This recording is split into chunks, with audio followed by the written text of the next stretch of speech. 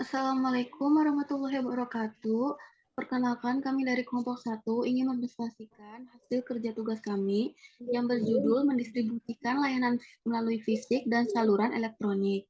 Tujuan penugasan ini untuk memenuhi standar mata kuliah pemasaran jasa 20 MJG. Sebelumnya, perkenalkan, nama saya Nur Aziza dengan NPM 20 40 10 334. Perkenalkan, nama saya Putri Lestari dengan NPM 20 40 10 331.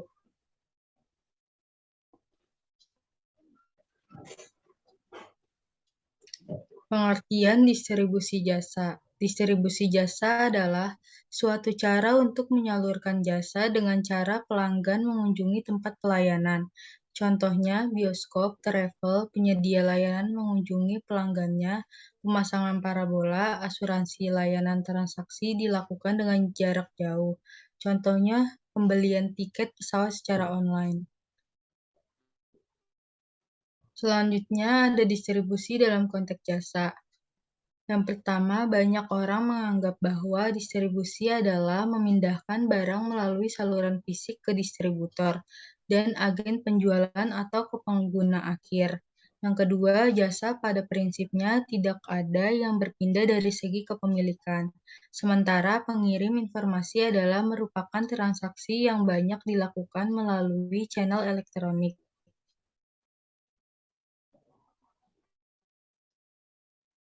Selanjutnya ada jenis kegiatan distribusi. Yang pertama yaitu distribusi langsung. Distribusi langsung merupakan kegiatan ekonomi yang barang atau jasanya didistribusikan tanpa melalui perantara.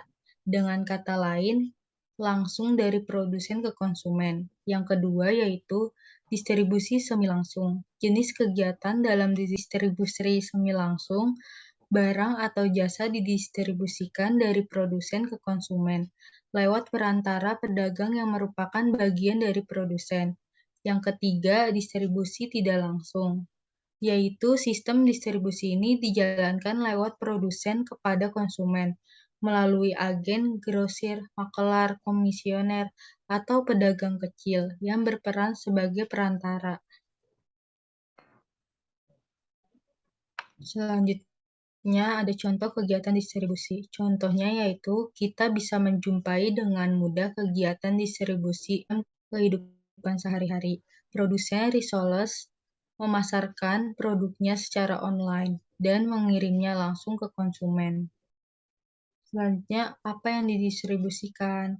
Dalam siklus layanan penjualan yang umum, distribusi melibatkan 3 aliran yang saling terkait, yaitu aliran informasi dan promosi.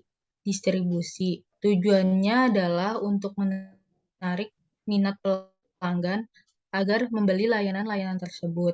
Yang kedua, aliran negosiasi. Tujuannya adalah untuk menjual hak terhadap pengguna suatu layanan, misalnya menjual reservasi atau tiket. Yang ketiga, aliran produk. Banyak layanan yang melibatkan pengelolaan manusia atau kepemilikan, mensyaratkan adanya fasilitas fisik untuk penghantaran layanan. Strategi distribusi mengharuskan adanya pengembangan suatu jaringan situs-situs lokal.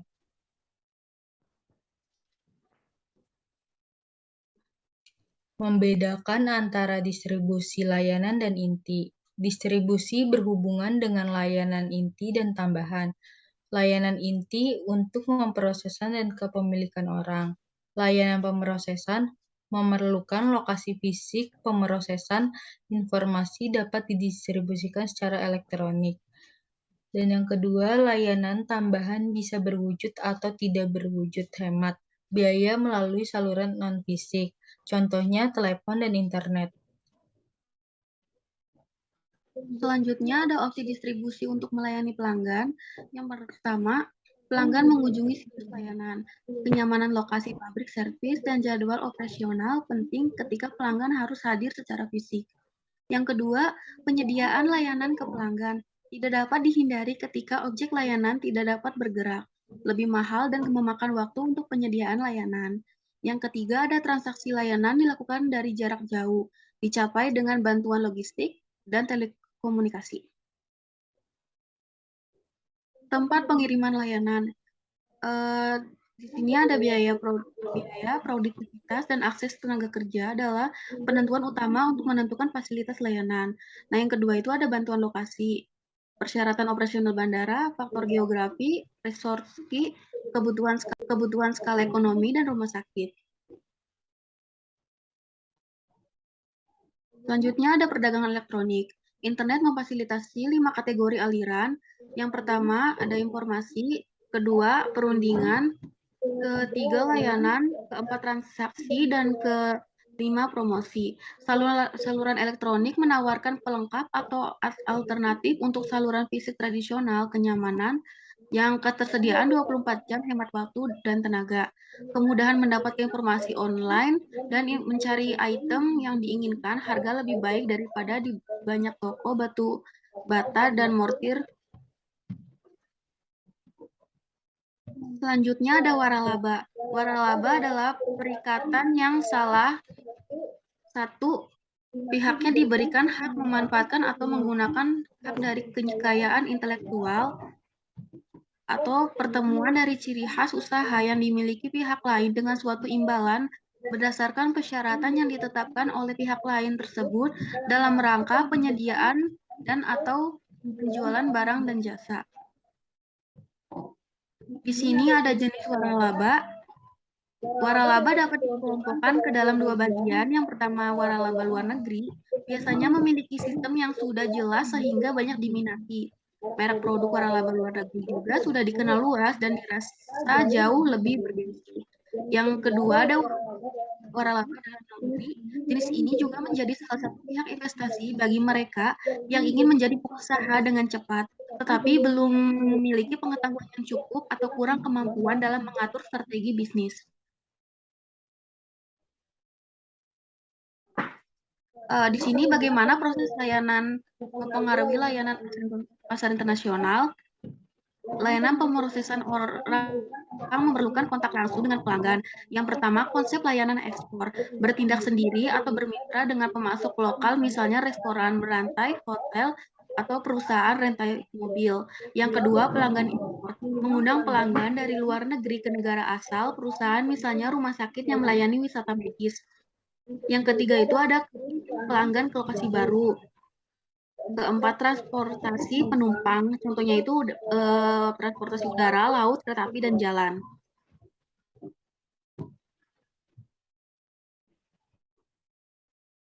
Bagaimana proses layanan mempengaruhi masuk pasar internasional? Pemrosesan kepemilikan melibatkan layanan untuk kepemilikan fisik pelanggan, misalnya perbaikan dan pemeliharaan angkutan barang. Layanan berbasis informasi meliputi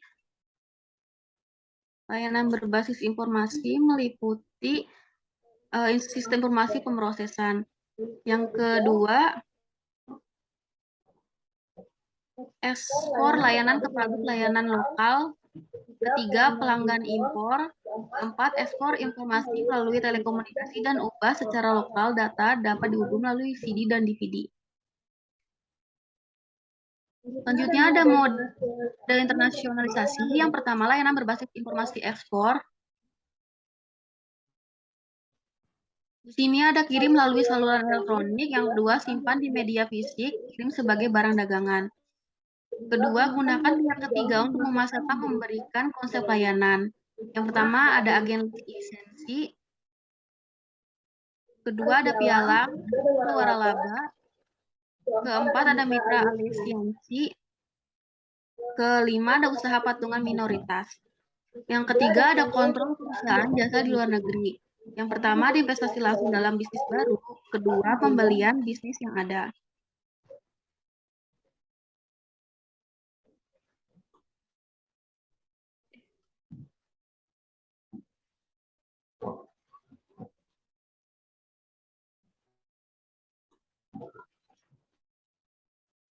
Sekian presentasi dari kelompok kami. Kurang lebihnya mohon maaf. Jika ada salah kata dalam presentasi ini, mohon dimaafkan. Assalamualaikum warahmatullahi wabarakatuh.